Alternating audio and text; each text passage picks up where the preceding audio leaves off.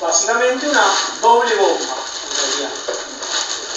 Porque empuja la sangre a la circulación menor y a la circulación mayor. Por eso se lo conoce como una doble bomba. Entonces, empujaría la sangre para allá y volvería la sangre para este lado. Entonces, ¿el corazón qué hace? Se dilata la cavidad y cuando se dilata se llena de sangre.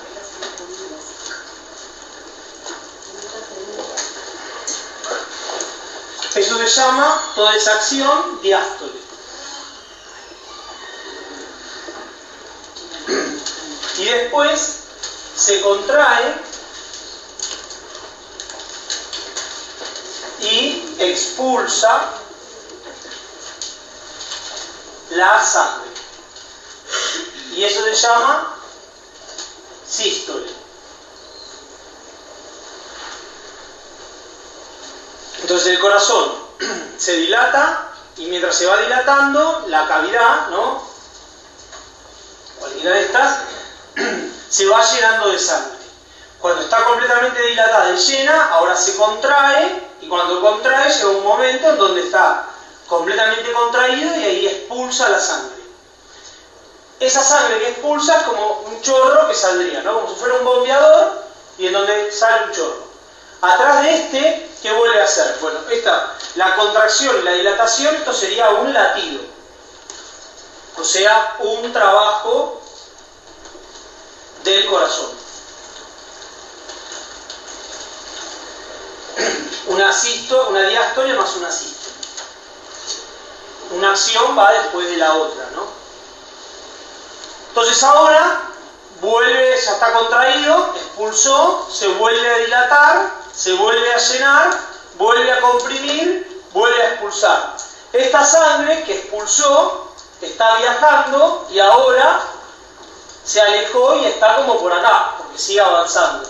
Y en ese pequeño tiempo que hizo este traslado, el corazón volvió a dilatarse, volvió a llenarse, volvió a contraerse y volvió a expulsar. Y salió otro chorro más. Entonces, ahí tengo un segundo, ahora avanzando de nuevo. ¿Y ahora qué vuelve a hacer? Se vuelve a dilatar, se vuelve a llenar, se vuelve a contraer y vuelve a expulsar. Esta sangre que había expulsado el primero sigue avanzando y ahora ya va como por acá. Y esta ya está como por acá. Y expulsó una nueva. ¿Está bien? Entonces, cada uno de estos sería una sístole, ¿no?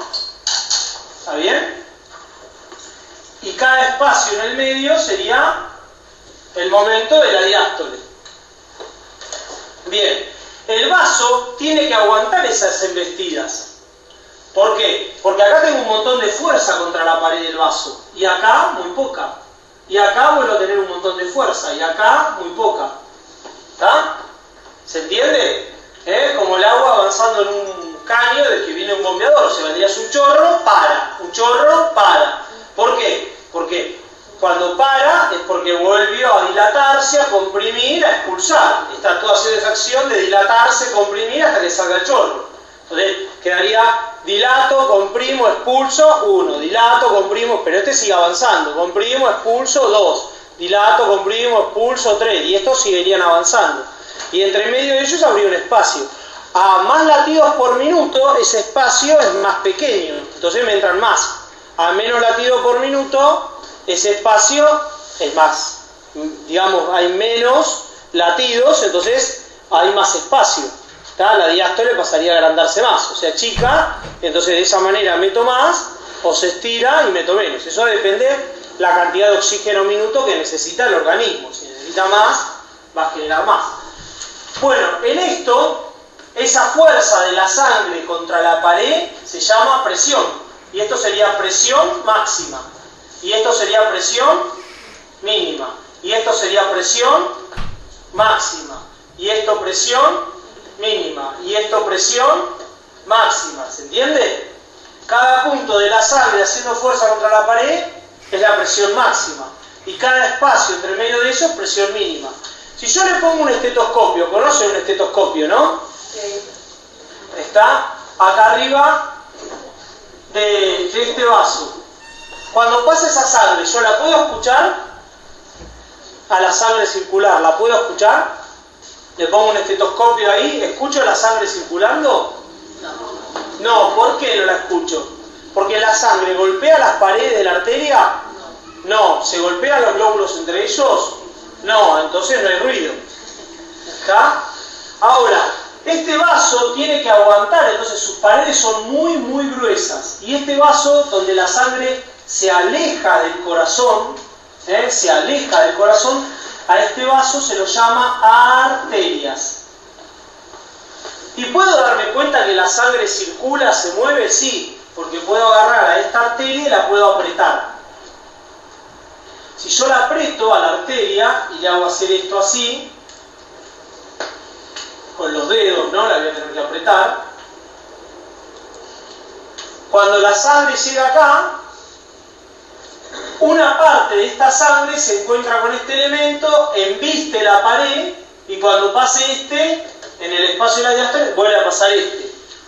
Pero esa embestida se siente como un golpe, que a eso lo llamo con el nombre de pulso.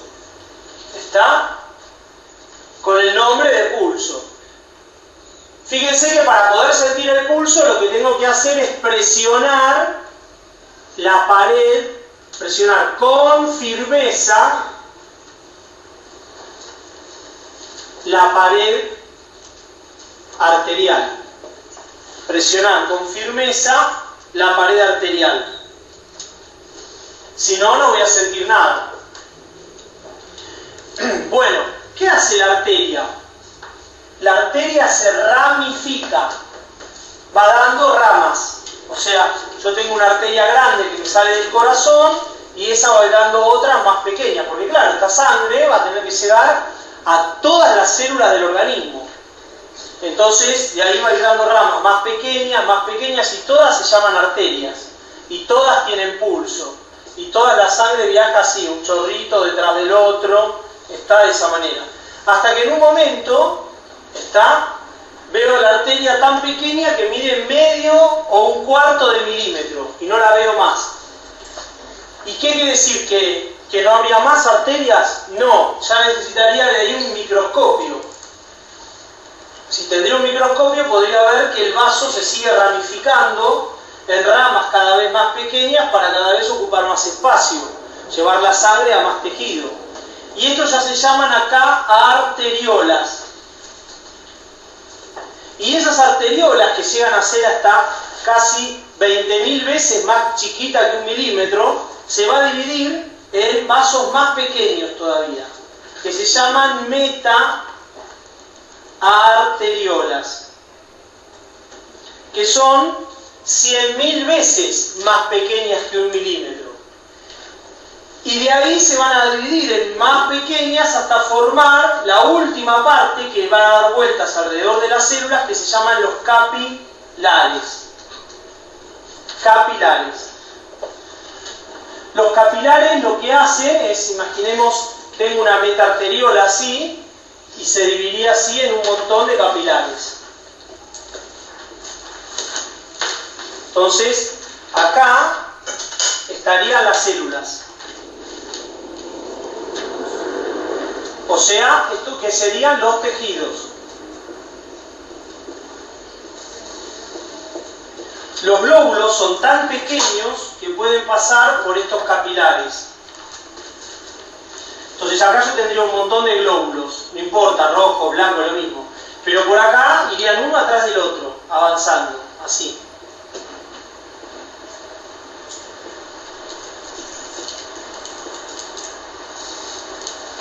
Irían avanzando de esta manera. Entonces acá intercambiarían, dame oxígeno, toma dióxido de carbono, y acá también los minerales, el agua, los elementos a los tejidos irían pasando. También lo mismo va a pasar a la altura del pulmón, pero nada más que acá en el medio lo que va a haber es un alveolo, que es como si fuera un globito así. Entonces el oxígeno y el dióxido de carbono intercambiarían con estos elementos en ese lugar. Bien, ahora, esto, una vez que llegó a este punto, empieza el retorno. Ahora, Y ahora los capilares se van uniendo. Y al unirse, estos miles de capilares nos forman lo que se llaman las vénulas. ¿Está? Estoy retornando. Estos capilares, estas vénulas se van a juntar con otras que van viniendo así de otros lados. Antes estaba viniendo para este lado, hasta la altura acá de los tejidos. Y ahora estoy retornando. Hasta que miles y miles de vénulas se juntan formando una vena. Y ahí ya la puedo ver sin necesidad de ver un microscopio. Y esas venas, ¿qué van a hacer? Se van a ir juntando con otras venas que van a venir de otro lado, con otras que van a venir. Cada vez van a ir formando una vena más grande hasta que estas venas lleguen al corazón. ¿Está? Entonces vamos a tener del corazón parten las arterias, alejando la sangre del corazón, teniendo pulso. Y la sangre que vuelve al corazón vuelve continua, porque el pulso acaba acá, a la altura de los capilares, no sigue. Después la sangre se acumula, ven acá, hasta este lugar, entonces después van todas seguidas, una atrás de la otra, y vuelven así, retornando siempre igual. Entonces toda la sangre venosa está así, toda llena de vena, toda llena de sangre. En cambio acá iba un chorrito delante del otro. ¿Está? Y estas serían las venas, que no tienen pulso. ¿Está? Que no tienen pulso. Bien, entonces, mirando esto,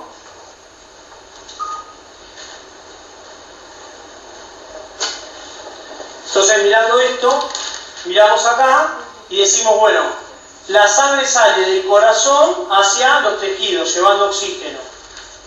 ¿Qué viajan? ¿Por arterias o por venas? Por arterias. Por arterias. Entonces acá hay pulso y se alejan y llegan hacia los tejidos. Ahora la sangre vuelve de los tejidos al corazón, ¿por arterias o por venas? Por venas, con dióxido de carbono. Ahora la sangre sale del corazón a los pulmones, con dióxido de carbono. ¿Por qué viaja? ¿Por arterias o por venas? Por arterias. Es la única arteria en todo el cuerpo, se llama arteria pulmonar. Es la única arteria en todo el cuerpo que lleva dióxido de carbono. Se llama arteria no porque lleve oxígeno o dióxido, se llama arteria porque tiene las paredes gruesas y demás, con una característica, y acá también tiene pulso. Y esta sangre va del corazón a los pulmones, entonces sale bombeada a gran fuerza. Entonces la arteria esta tiene que resistirlo, más allá del contenido de dióxido que tiene. Ahora, una vez que llegó la sangre con dióxido a los pulmones, quedan los pulmones, se reincorpora el oxígeno y ahora la sangre vuelve con oxígeno al corazón. ¿Y por qué vuelve? ¿Por arterias o por venas? Por venas. Son las únicas venas, se llaman venas pulmonares, que son las únicas que llevan oxígeno. Como podemos ver, las arterias de la circulación mayor llevan oxígeno. Las venas de la circulación mayor llevan dióxido de carbono. La arteria pulmonar, que pertenece a la circulación menor. Bien, y las venas pulmonares a la circulación menor. ¿Está? Entonces, para solamente ver esa vena que lleva oxígeno o esa arteria que lleva dióxido, uno tendría que abrirle el pecho al paciente, correr las pleuras, correr el pericardio, correr todo y encontrar una arteria así de chiquitita, que es la única en el cuerpo que llevaría dióxido de carbono. Y 4 venitas, 2 del pulmón derecho y 2 del pulmón izquierdo, que son igual de cortitas, que son las únicas venas que llevarían oxígeno. Cualquier otra vena, sea en la cabeza, sea en los pies, sea en el pecho, sea en el abdomen, sea donde sea, que no se llame vena pulmonar, lleva dióxido de carbono. Cualquier otra arteria del cuerpo que no se llame arteria pulmonar, llevan oxígeno. ¿Por qué? Porque todas pertenecen a la circulación mayor. Es la sangre que va del corazón a los tejidos, llevando el oxígeno. ¿Bien? El corazón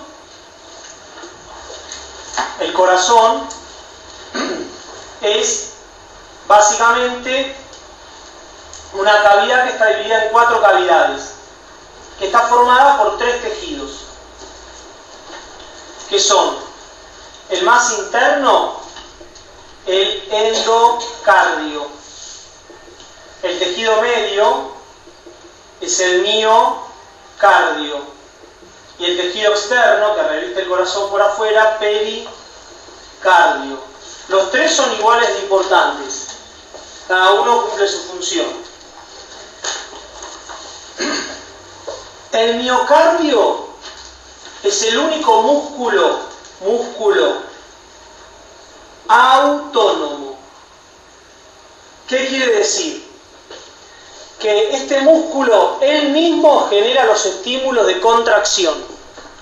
Todos los otros músculos de nuestro cuerpo se contraen o se relajan porque el sistema nervioso así lo manda. ¿Y cómo hace para que se puedan contraer o relajar? Reciben un nervio, que es como un cable de electricidad, y ese cable le trae electricidad que la envía del cerebro, y entonces ese músculo se acciona. Si el cerebro no manda la electricidad, el músculo no se acciona. ¿Está? En cambio el corazón no. El cerebro no le manda ningún estímulo. Y el corazón se contrae solo. ¿Está? Más o menos veces dependiendo de la necesidad de oxígeno que tiene el mismo y que tiene el resto del organismo. Si el corazón recibe un montón de estímulos químicos, ¿está? Que eso, la adrenalina, noradrenalina y un montón de elementos que podrían aumentar los estímulos o bajar los estímulos. Pero el miocardio es autónomo. Hay pacientes que están en estado muy grave, en coma profundo, por ejemplo, y que se llama estado vegetativo, en donde el cerebro dejó de funcionar. ¿Está? Si le haría un electroencefalograma, vería que no tiene más capacidad eléctrica. O sea, está la célula inactiva, no hace nada. Entonces, ¿controla los músculos del cuerpo? No. ¿Controla la función del hígado, del intestino, del estómago, de la vejiga, del páncreas? Nada. ¿Está? No mantiene ni comunicación entre sus partes ni con las partes externas. La respiración es controlada por el sistema nervioso, lo mismo que el habla, que la movilidad, que todo. Entonces, del cerebro parte un nervio que va hasta el diafragma, que es el músculo de la respiración. Entonces, arriba del diafragma están los pulmones, que están envueltos por una membrana para que el aire no se escape y que está pegada al diafragma. Cuando el diafragma, que está así torcido, baja y se pone derecho, el pulmón, ¿qué hace? Se agranda. Entonces, es como si uno agarraría un fuelle y lo abre. ¿Y el aire qué hace? Entra, porque generas un lugar con menos presión. Entonces se llena de aire. Ahora el diafragma, que está contraído, se relaja. Y al relajarse, sube a su posición. Al subir, aprieta el pulmón, que está lleno de aire. Al apretarlo, le aumenta la presión. Al aumentarle la presión, el aire sale. ¿Está? Entonces, ¿quién genera el accionar del diafragma? El sistema nervioso. Si el paciente tiene muerte cerebral, va a estar en un paro respiratorio. ¿Está? El pulmón dejaría, digamos, el diafragma dejaría de funcionar. Entonces, a veces a ese paciente, cuando no está tan mal, cuando tiene todavía estímulo, cuando es así ya no, pero cuando todavía tiene algún estímulo eléctrico, se le pone un respirador, un BAM. Entonces, un elemento que empuja el aire. Entonces los pulmones pasan a ser 2 globos, que un tubo está con un fuelle afuera, comprime, manda el aire por el tubo y hace que el pulmón se llene de aire. Como eso entra con oxígeno, lo que va haciendo es que va habiendo oxígeno en las paredes de los alveolos, o sea, en la circulación menor, para que se pueda producir la hematosis. ¿Y el corazón deja de funcionar? No, porque el corazón es autónomo. ¿Está? Entonces, mientras él siga recibiendo oxígeno, minerales, sales, proteínas, enzimas y diferentes elementos nutricionales, va a seguir funcionando. Si empieza, yo le paro el respirador, lógicamente dejaría de recibir oxígeno ese músculo. Entonces, entraría en un infarto masivo por la falta de oxígeno. ¿Está? también lo que le voy a tener que dar es también todo el resto de los elementos que necesita, ¿no? Las sales, el agua, los minerales, las proteínas, las enzimas, los hidratos de carbono, los aminoácidos, hormonas, que a veces está no produciendo el paciente y se la tengo que ir dando en forma de medicación para generar ese mantenimiento. Bueno, en esto, el miocardio, otra de las cosas que es único, es que, como dijimos antes, no tiene división celular. Por eso, cuando hay muerte del tejido, una parte del corazón dejó de funcionar. La pared del corazón mide 1 milímetro a 3 milímetros, la pared más gruesa.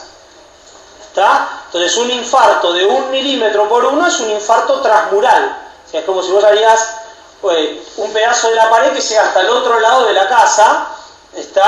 Entonces es muy grande. El corazón es mucho más chico que nuestro puño y encima está dividido en 4 cavidades. Y las cavidades tienen una pared adelante, una pared atrás, una pared abajo y una pared a los costados. Entonces son paredes muy finitas y contraen muy pequeña cantidad de sangre, 50, 60 centímetros cúbicos, para generar el bombeo. Entonces, no tienen división celular. Bien, ¿cuáles son las cavidades del corazón? Miramos al corazón así y se divide en 4 cavidades. Esto sería, cuando yo lo miro, izquierda, y esto sería derecha. No, lo pusiste al revés. No, así está bien. Porque siempre hablamos de la izquierda del paciente, y siempre hablamos de la derecha del paciente. De la parte superior y de la parte inferior.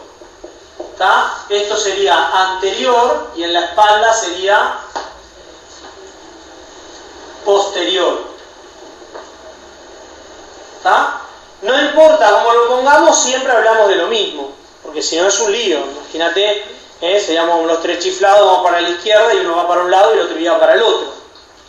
En cambio, yo lo pongo así, lo mirás vos de acá o yo lo miré de acá, la izquierda sigue siendo una y la derecha sigue siendo una. Entonces siempre es como si miramos de frente al paciente. ¿Está? ¿Bien? En esto, entonces, en este caso, vamos a tener la izquierda es acá, de este lado, y la derecha sería de este lado. ¿Está? En este caso también. Y acá vamos a tener aurícula derecha. AD. Aurícula izquierda. AI. Ventrículo derecho.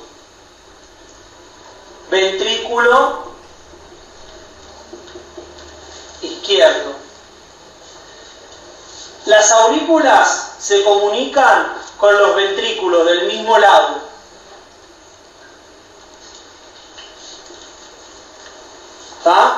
Este es BD y este BI. Entonces, si eso lo pasamos acá, vamos a tener aurícula derecha, ventrículo derecho. Y de este lado, con oxígeno, aurícula izquierda y ventrículo izquierdo. Como pueden ver, del lado derecho hay dióxido de carbono circulando, y del lado izquierdo hay oxígeno.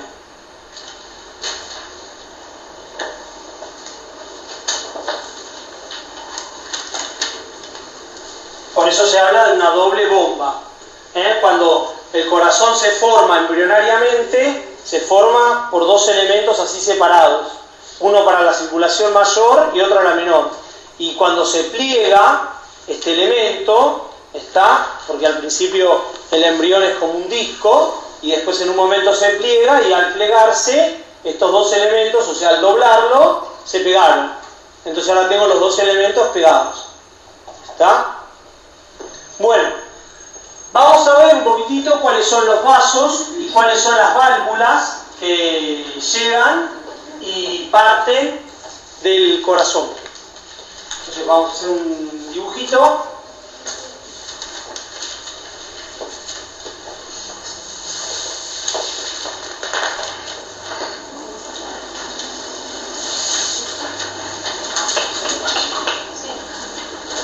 Son las dos cavidades iguales, pero si no, no me van a entrar una.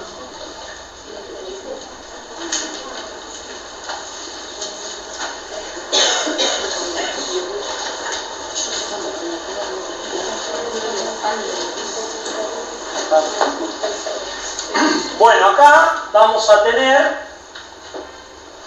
por una parte, dijimos aurícula derecha, ventrículo derecho, aurícula izquierda, ventrículo izquierdo. Esto es la izquierda, el corazón está medio acostado sobre esto que estaría acá, que sería el diafragma. El ventrículo izquierdo, esto sería la derecha.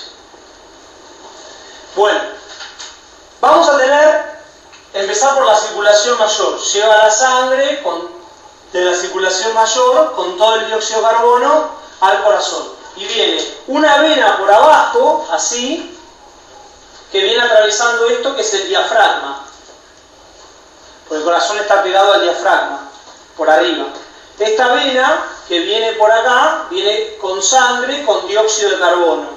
Con toda la sangre que viene juntándose de los miembros inferiores, de la pelvis, del abdomen y de la parte inferior del tórax. Toda esa sangre viene con dióxido de carbono.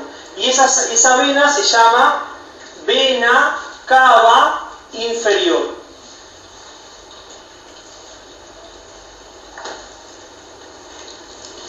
Vena cava inferior. Pero claro, la sangre que viene de arriba viene por otra vena. Así. Igual. Y se llama vena cava superior.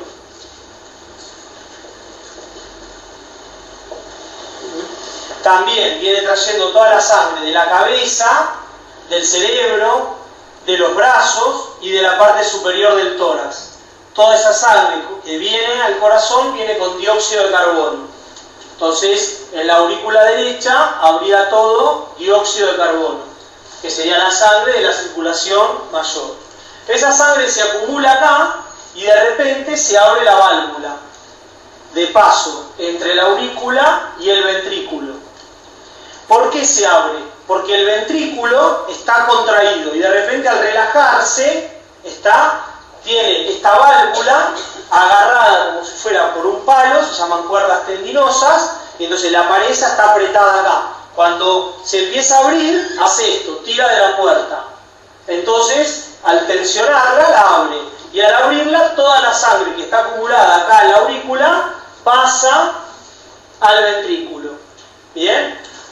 Al pasar al ventrículo, llena todo el ventrículo con dióxido de carbono, sangre con dióxido de carbono. La válvula esta que se abre es una válvula auriculoventricular y se llama tricúspide.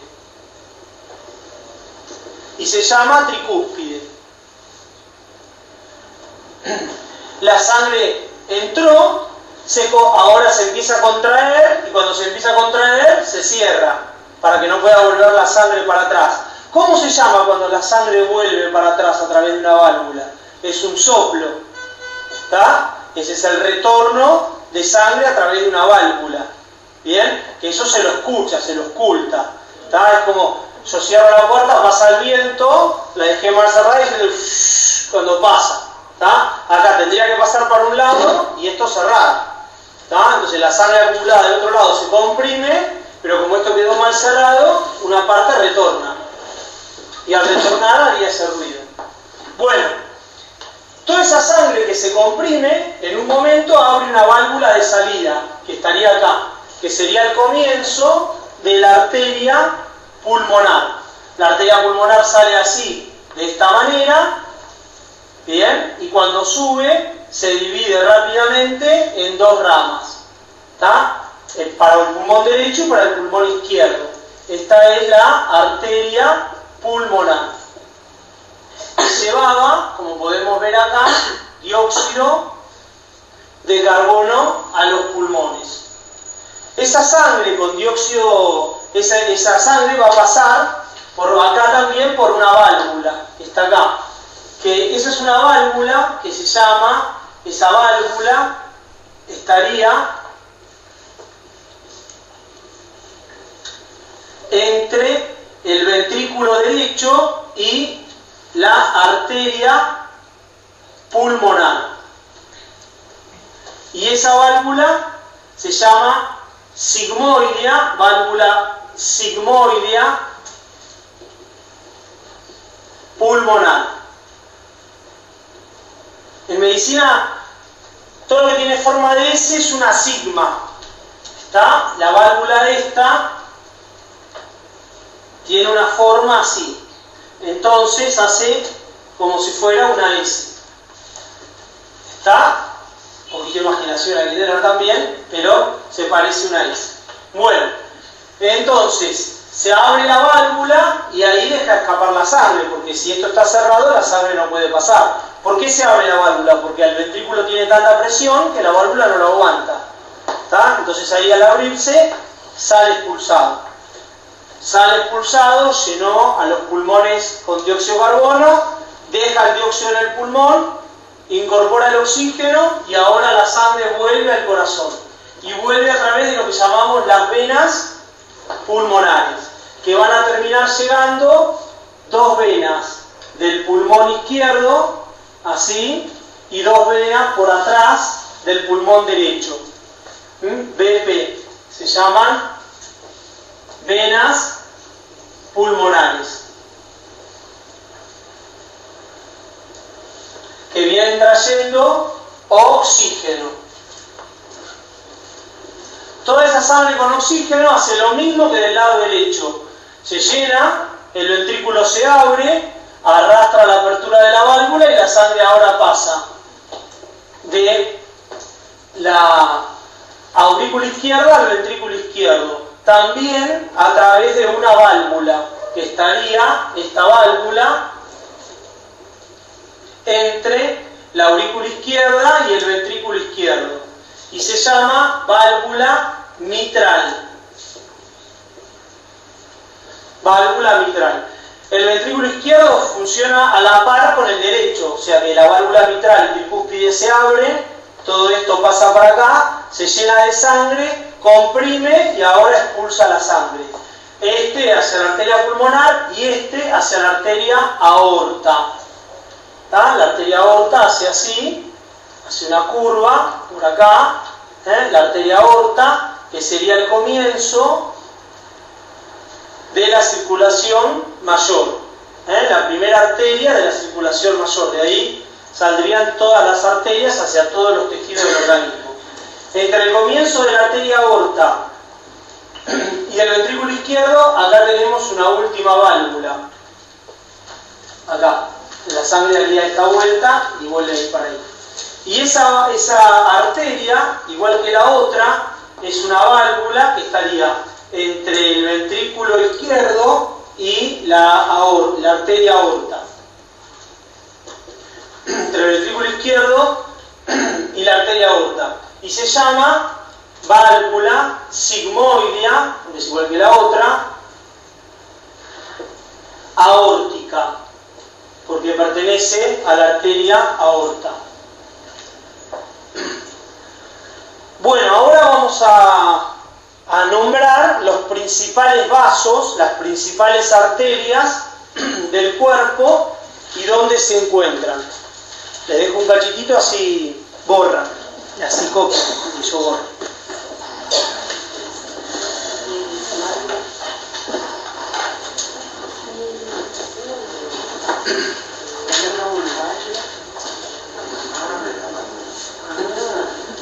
Este dibujito está en el villique, ¿no? Digamos, del corazón. ¿Qué dice arriba, profe? Arriba dice vena cava inferior, vena cava superior, válvula, aurículo ventricular, tricúspide. Después válvula que está entre el ventrículo derecho y la arteria pulmonar, sigmoidea pulmonar, válvula entre la aurícula izquierda y el ventrículo izquierdo, válvula mitral, y la cuarta es la válvula sigmoidea aórtica. ¿Me puedes repetir el nombre de la válvula de la vena pulmonar a la... Entre la vena pulmonar acá no hay ninguna. Está entre la arteria aorta y el ventrículo izquierdo. Esta se llama sigmoidea aórtica, porque pertenece a la arteria. Y la de la arteria pulmonar se llama sigmoidea pulmonar.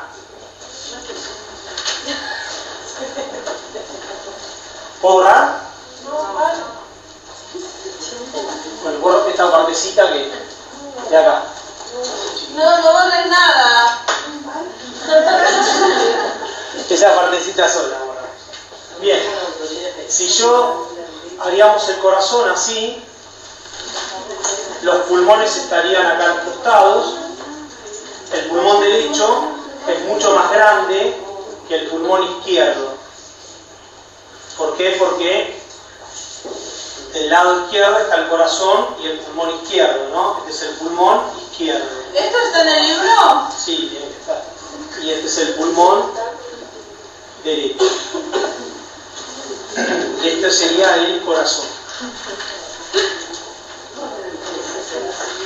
Entonces, acá tendríamos la arteria pulmonar, ¿sí? ¿Ah? Esta sería la arteria pulmonar.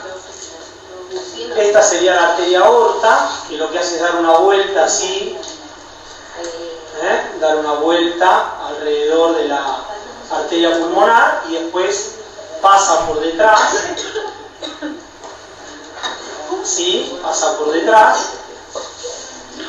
y sale por acá y baja a esta altura. Esta es la aorta. Bien. Y acá a los costados tendríamos las venas así. Una vena, otra vena, una vena y otra vena. Estas se llaman venas pulmonares. Esta es la arteria pulmonar. Y esta es la aorta. ¿Está? Las venas cava, ¿se acuerdan? Una está acá subiendo, porque va con la sangre, y la otra viene por acá. Así. ¿Está?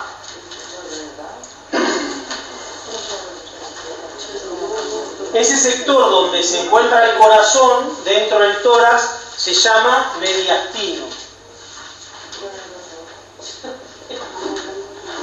El músculo este donde está apoyado se llama diafragma. De acá es el abdomen. Y acá es el tórax.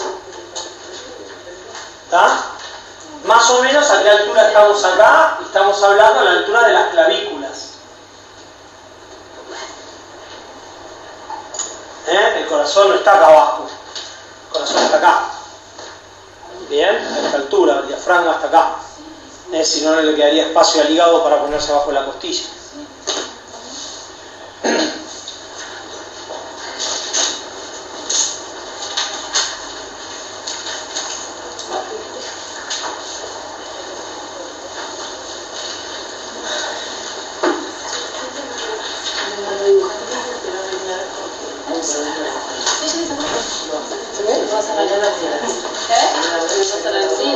Bueno, entonces si miramos el corazón así y la arteria aorta haría esto, esto se llama callado de la aorta. Esta curva que hace, esta curva que hace así es el callado de la aorta. Esta es la aorta, arteria aorta, que da la vuelta y ahora pasa por detrás del corazón. Acá estaría el diafragma, ¿está? Y acá estaba, como ven ahí, la arteria pulmonar. Acá por delante, esta parte, y acá está por detrás. Bien, así. Y hace la vuelta por detrás de la arteria aorta. Las primeras arterias que salen de esta arteria irrigan al propio corazón. ¿Y cómo se llaman las arterias que irrigan al propio corazón? Arterias coronarias. ¿Está? Casi todos los tejidos del organismo reciben varias arterias en el mismo lugar, ¿no? Si yo miraría un tejido de un músculo, capaz que viene una arteria por acá viene otra arteria y por acá viene otra arteria. Y este le da una rama, este le da una rama, este le da una o dos ramas. Entonces, si este vaso se tapara, este no le llegaría sangre, pero todavía seguiría recibiendo sangre por estos vasos. ¿Está bien? En cambio, las arterias coronarias no son así. Cada sector del corazón solo recibe un vaso y nada más. Como si este sería la pared del corazón y por acá iría un vaso. ¿Está? La arteria coronaria derecha y arteria coronaria izquierda. ¿Está? Y después se divide cada una en 7 ramas más. Y a esta daría una rama acá, una rama acá, una rama acá. Como si yo agarraría el corazón y ¿está? Lo hice así, lo estiré, lo corté y lo abrí. Entonces lo veo así. Entonces, si esta arteria se tapa, todo este lugar, así, se quedó sin irrigación. Si se tapa un poquitito, sin colapsarse, sufre el lugar. ¿Está? Porque debe recibir 100, recibe 20, 40, 80, 90, pero no lo que tiene que recibir. Entonces hay una isquemia, o sea, un preinfarto. Si se tapa del todo, se muere el tejido. ¿Bien? Si le pasa lo mismo a esta, también. Entonces a veces hay acá infarto, acá isquemia, ¿está? A veces no es en un lugar solo, a veces en un lugar hay infarto y en otros hay isquemia. ¿Está? Entonces tienen las dos cosas juntas, infarto e isquemia. Un lugar ya está muerto y otros lugares están sufriendo. ¿Bien? Ahora, si se llega a tapar esta, todo el tejido este se quedó sin irrigación. ¿Se entiende? Porque este es la rama, es el caño más importante. Una vez hay que ponerlo acá y otra vez hay que ponerlo acá. ¿Bien? Y a veces, ¿qué pasa? Cuando no se puede poner el estén y hacer angioplastia, se puentea la circulación. Eso se llama un bypass. ¿Está? Se hace un bypass. Entonces, vos tenés, está la arteria aorta, así, y acá partió la arteria coronaria acá, y acá imaginemos que la arteria coronaria era así de gruesa, la circulación, y de repente es así finita. ¿Eso es por qué? Porque la arteria era así y hace esto. Entonces, por acá venía todo este volumen de sangre, pero por acá puede pasar esto nada más. Y va a seguir avanzando solo esa cantidad mínima. Entonces, ¿qué se hace? Bueno, le traemos un vaso desde la aorta hasta acá. Y lo pegamos ahí. Entonces acá, el flujo volvió a ser así. ¿Está? Como acá le puse un vaso que viene trayéndole un montón de sangre, entonces pasó, porque este lugar no se puede desplazar, abrir, ni nada por el estilo, por lo cerrado, comprimido y retorcido que está a veces. ¿Bien? Y eso es un bypass. A veces es uno solo y a veces son 5 o 6.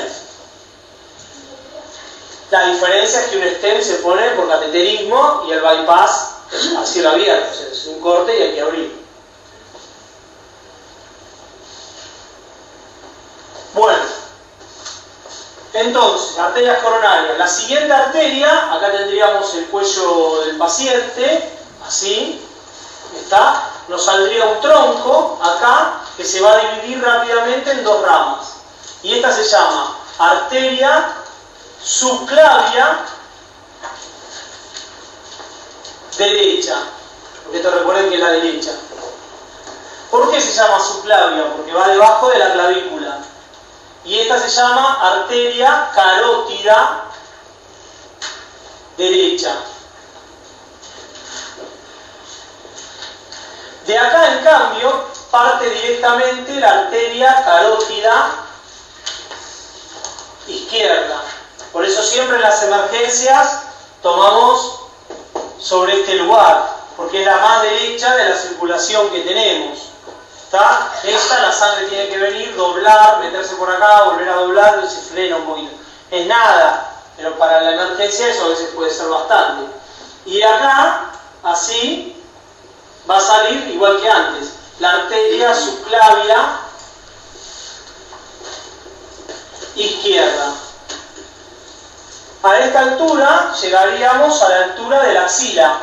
Cuando estamos entrando en la altura de la axila, acá la arteria, estaríamos en la axila,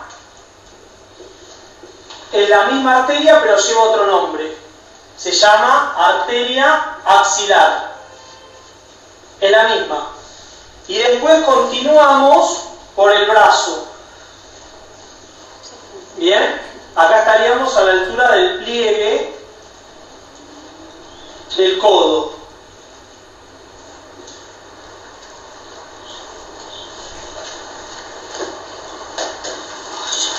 Este sería el pulgar. El pliegue del codo, ¿no? Esto es el brazo y esto es el antebrazo. Bien, acá es el brazo y acá es el antebrazo.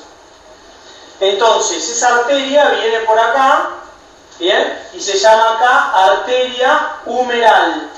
¿Por qué se llama así? Porque ¿cómo se llama el hueso que está acá? Húmero. Exactamente, va en línea con el hueso. Cuando llegamos a la altura del codo, hace así y se divide en dos ramas. Que sigue, claro, los dos huesos que están acá, el cúbito y el radio. Del lado del pulgar vamos a tener la arteria radial. Y del lado del cúbito la arteria cubital. Bien, después vamos a ver que en estos lugares, así, vamos a poder tomar el pulso. Este sería, dijimos, el diafragma. Pasamos, y acá está el hígado, ¿no? Al lado. Entonces le tiene que dar una arteria. Arteria hepática. Acá estaría el intestino delgado, el intestino grueso, el estómago, el vaso. ¿Está? Así que va a dar una arteria para irrigar a todos ellos. Se llama arteria mesentérica. ¿Está? Porque siguen los mesos, o sea, los dobleces del peritoneo. ¿Está? Va bajando un poquitito por arriba del ombligo, nos da una arteria para cada lado. ¿Cómo se llaman estas? Arterias renales. Pasamos el ombligo y se divide en dos ramas, porque estamos entrando en la pelvis. Se llaman arterias ilíacas. ¿Está? Acá estarían los huesos, que palparíamos estos, se llaman coxal, que son los ilios, estos que estamos palpando acá. Que van a ser así, rápidamente se van a volver a dividir en dos ramas, ilíaca interna y externa, y después cada una va para irrigar a los órganos de la pelvis, los testículos, el ovario, y todas las demás cosas que hay acá, y vamos a entrar en el miembro inferior.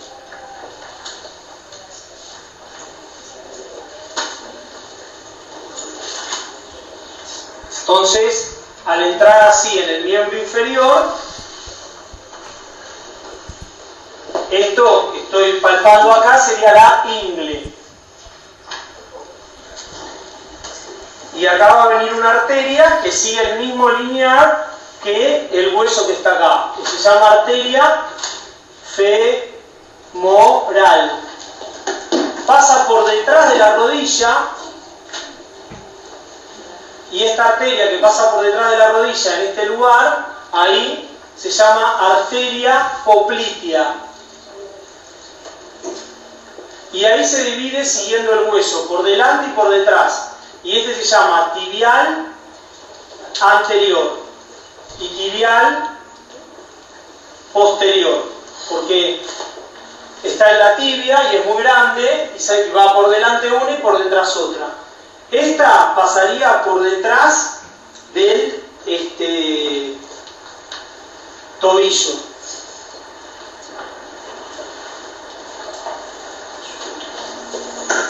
Esta en cambio se hace profunda, no se la puede palpar, bien, y se la ve pasar por acá por el pie. Y acá se llama arteria pedia.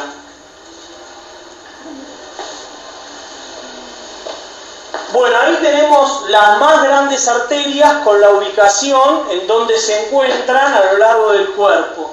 Todas estas, lógicamente, tienen un montón de ramas.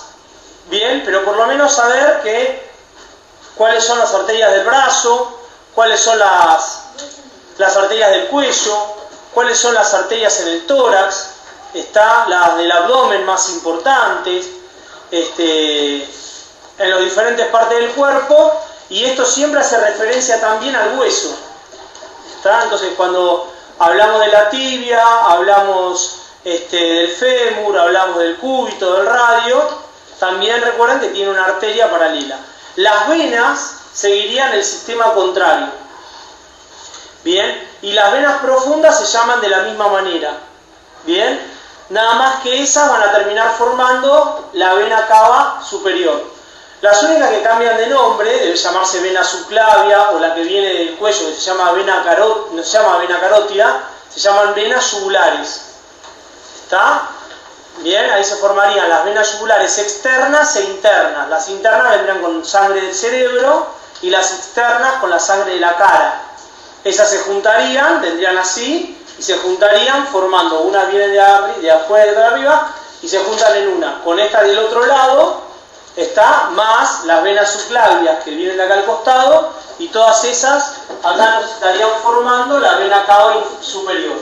¿Está? Con una que viene de acá, con una que viene de acá, con una que viene de acá y otra que viene de acá, que a su vez esta se vienen así de la formación doble.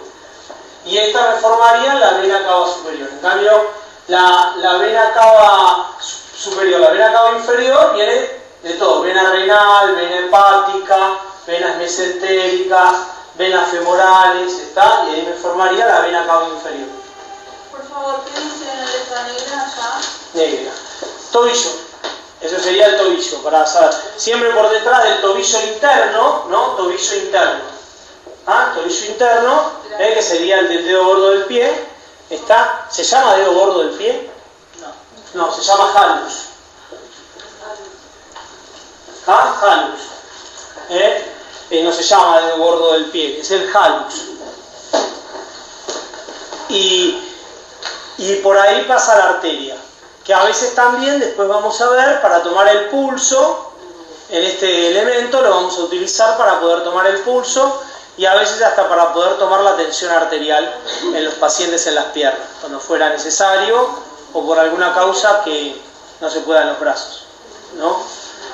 Está quemado, tiene una vía, está, claro, hay algo que no permite que se pueda hacer en los brazos.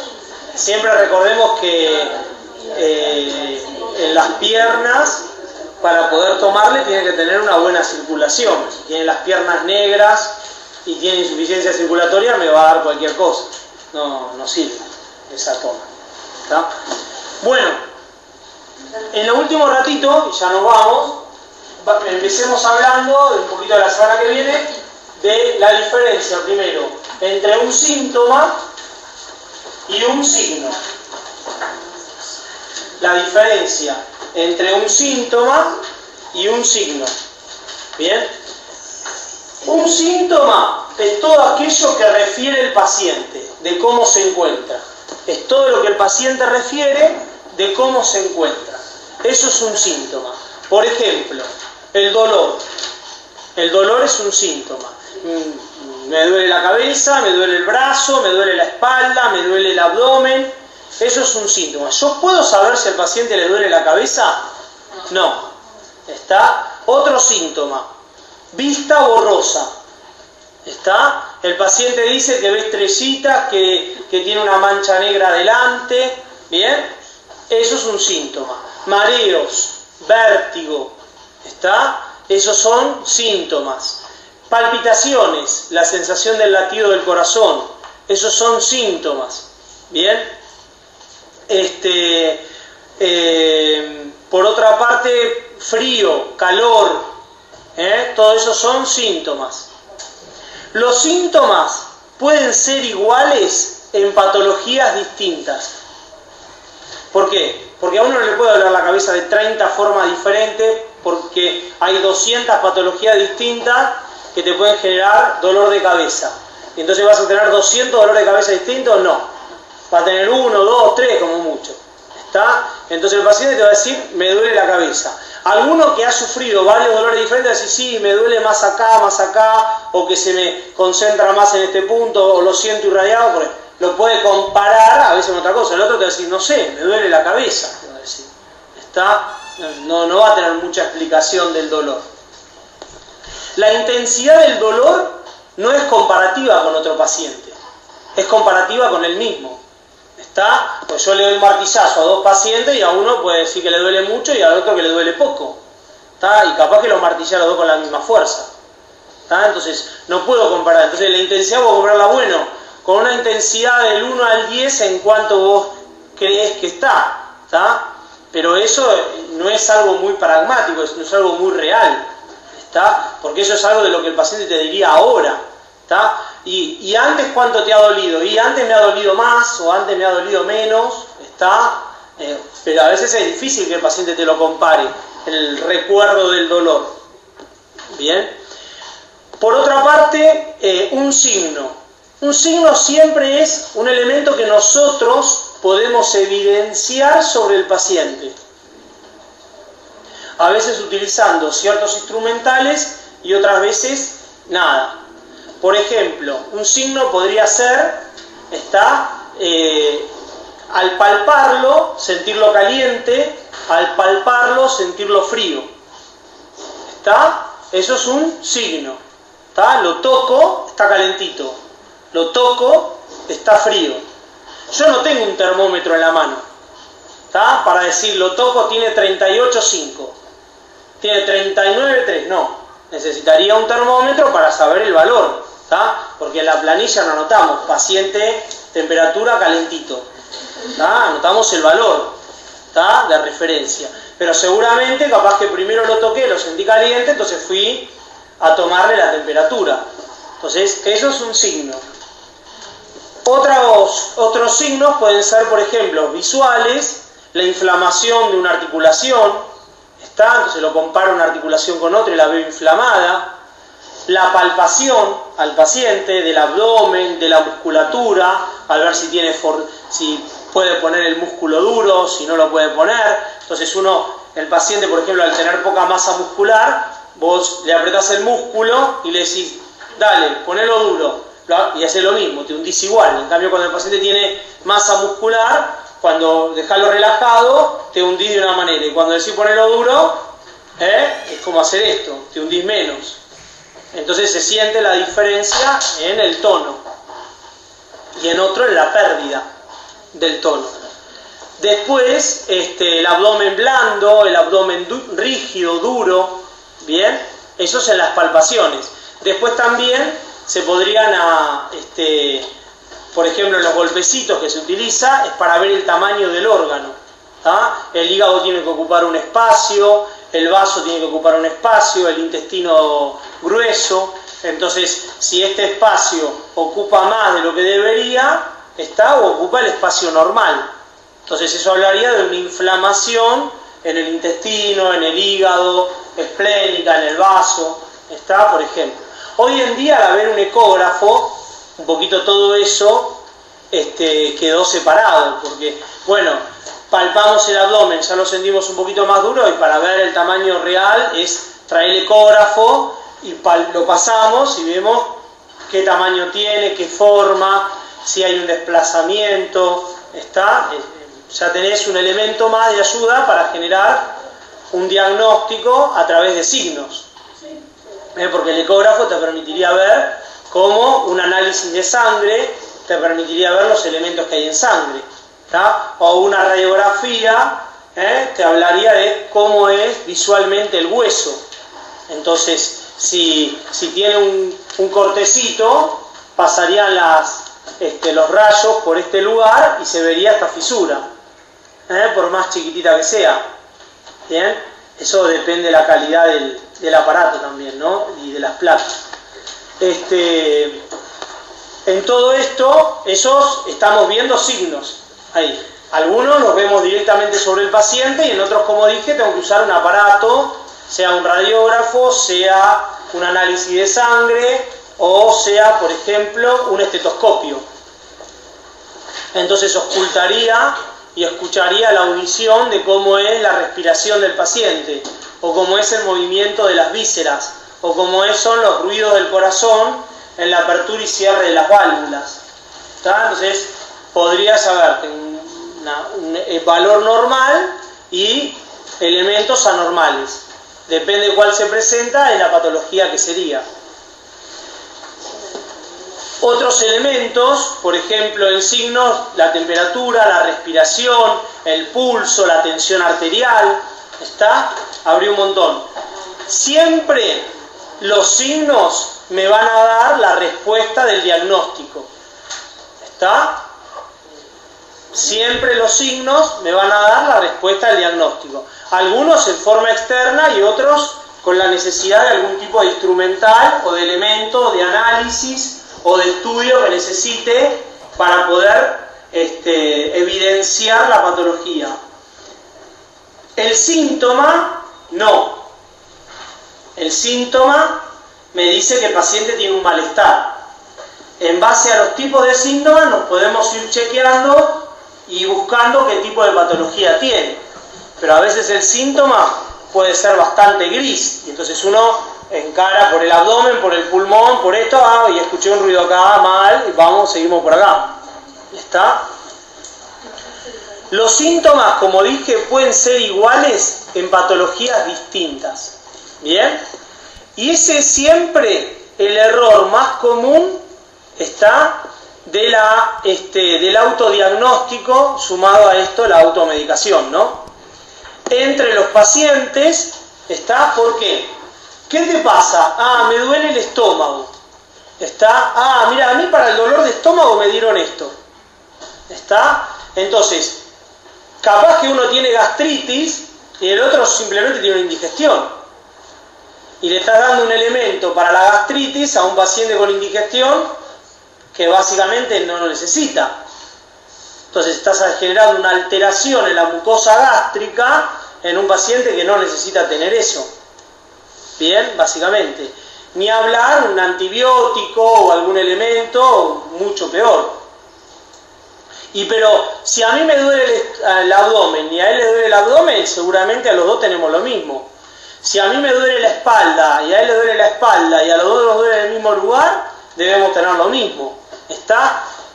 Puede ser que sí, como puede ser que no. Porque a veces hay nervios que están comprimidos en otro lugar, pero que el sistema nervioso cree que el dolor es de ahí, ¿no? O sea, yo tengo un nervio acá que viaja hasta el cerebro y yo a ese nervio lo pincho por acá y el cerebro me dice que me duele la planta del pie. ¿Está? No. ¿Qué es en este lugar? ¿Está? Si yo agarraría la cabeza de alguien, le sacaríamos la tapa que se llama la calota y le entraríamos a pinchar el cerebro, la persona diría, me rascaste la nariz, me golpeaste la espalda, ¿está? Me estás dando un golpecito en el dedo gordo del pie, ¿está? Porque ahí estarían los centros sensoriales, entonces todo estímulo que llegue ahí viene de ese lugar, ¿está? No importa si en el medio el cable, el nervio es pinzado. No entiendo eso no lo registro, no tengo manera de entenderlo. El estímulo de dónde viene, del pie, de la pierna, de la espalda, ¿está? Entonces, si vos tenés pinzado una vértebra a la altura del omóplato, que te esté pinchando una rama nerviosa que viene de la pierna, vos te vas a decir, me duele la pierna. ¿Está? Porque eso lo va a decir el sistema nervioso. Pero nos vamos a ir a fijar ahí, no va a haber nada. Bueno, entonces vamos a empezar a seguir el nervio. ¿A dónde se pincha normalmente? En la columna vertebral. Bueno, vamos con una placa, vamos con una resonancia, ¿está? Para poder ver si está pinzado en algún lado. ¿Bien? En ese caso y en otros también. Una cosa son los síntomas y otra cosa son los signos. Entonces después tenés un paciente que tiene una contractura muscular, ¿está? Y también va a tener un dolor en ese lugar, pero ahí porque los músculos están contraídos, entonces a ese le van a dar un analgésico, un biorrelajante, bla, bla, bla, y al otro no le van a dar lo mismo, porque tiene una presión sobre la pared de la columna vertebral, entonces recibe otra medicación, como fuertísima, puede ser como la pregabalina, por ejemplo, ¿está? Pero si yo te doy pregabalina y vos tenés una contractura, te reviento, ¿bien? Porque la contractura te sigue, pero te anestesio. Cuando se te vaya la anestesia, decís, me sigue doliendo la pierna. Y sí, porque lo único que hice es anestesiarte, básicamente. Bien, la contractura no te la saqué. Y eso también pasa tanto en el sector de enfermería a veces como en el sector de medicina, ¿no? Al paciente que cuidaba, para limpiarle la herida, se la limpiábamos de tal manera. Entonces, ahora estoy con este paciente nuevo, tiene una herida que tengo que limpiarla, igual que la limpiaba el otro. A veces sí, y a veces no, porque el otro paciente estaba postrado, inmóvil, en cama, está hace 2 años, y este no, se mueve, camina, todo, no. Está, ¿y por qué? Está, y porque son 2 situaciones distintas. Está, pueden ser heridas iguales, pero en pacientes con probabilidades regenerativas de tejido diferentes.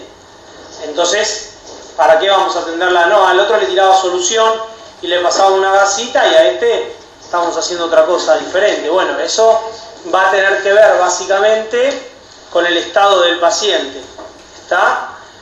Pero esto también a veces lamentablemente lo hace el médico, ¿no? Porque, por ejemplo, la guardia a veces le pregunta de este lado el médico, del otro lado del paciente, y dice, ¿qué te duele?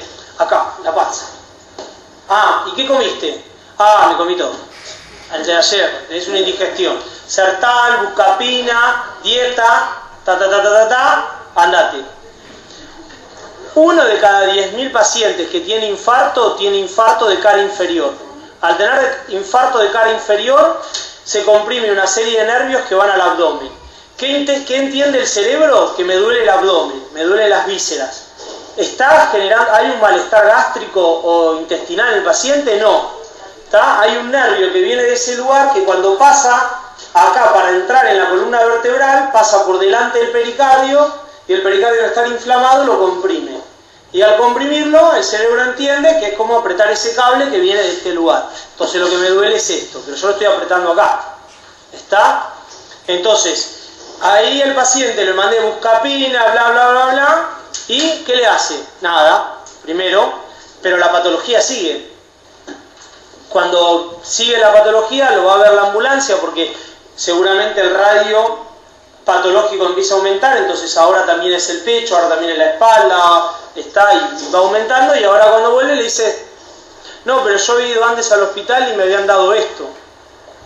Bueno, mira, lo que tenés es un infarto, está, y se pasaron de largo que el infarto era de cara inferior, lo creyeron que era una patología digestiva y por eso te mandaron la medicación hace 2 días. ¿Está? Entonces ahí es una situación a veces bastante dificultosa, tanto para el médico como para el paciente, que le puede costar la muerte. En esto, ¿cómo se hubiese solucionado? Bueno, palpándolo primero, ¿está? Agarrando el intestino, las vísceras y presionándolas. Che, no me coincide lo que vos me decís con la percepción del intestino, pues te estoy enterrando los dedos hasta la manija y vos no estás gritando como un loco. ¿Está? Porque yo te estoy hablando y mientras te voy hablando te voy apretando, y cuando yo te soltaría, vos tendrías que empezar, si tenés un espasmo intestinal, al apretarte y soltarte cortito, te lo empiezo a hacer temblar, y al hacerte temblar el paciente empieza a saltar. Basta, basta, basta. En cambio acá, yo te haría eso, ese espasmo así, y no pasaría nada, porque está bien el intestino, o sea, se movería, pues se pone duro, y cuando vos lo pegás, hace este rebote, ¿no? Un terremoto. En cambio el intestino vos lo apretarías y haría esto así, y no generaría esa dolencia, pues está bien, básicamente. Entonces, ahí diríamos, bueno, puede ser otra cosa. Hagámosle un análisis de sangre, hagámosle una extracción de materia fecal, un coproanálisis, o bueno, con todo eso daría bien. ¿Qué otra cosa puede ser? Llamar, o sea, cardiología, llamar a otro lado, a terapia, a ver qué dicen, está, y ahí se hubiese salido largo. Seguramente que si ese paciente que yo estoy hablando lo vuelven a traer a la misma guardia, Ya todo el paciente que entra doliéndole la cabeza le hacen un electrocardiograma. Se pasan para el otro lado ahora. Pero bueno, porque pueden terminar todo confuso. Bueno, vamos a tomar lista. Recuerden del seguro, los que quieran ir al hospital, que ya lo pueden abonar en dirección, y el hospital sería del 3 del 11 al 3 del 12. Acuña, Acosta, Álvarez, Bombini,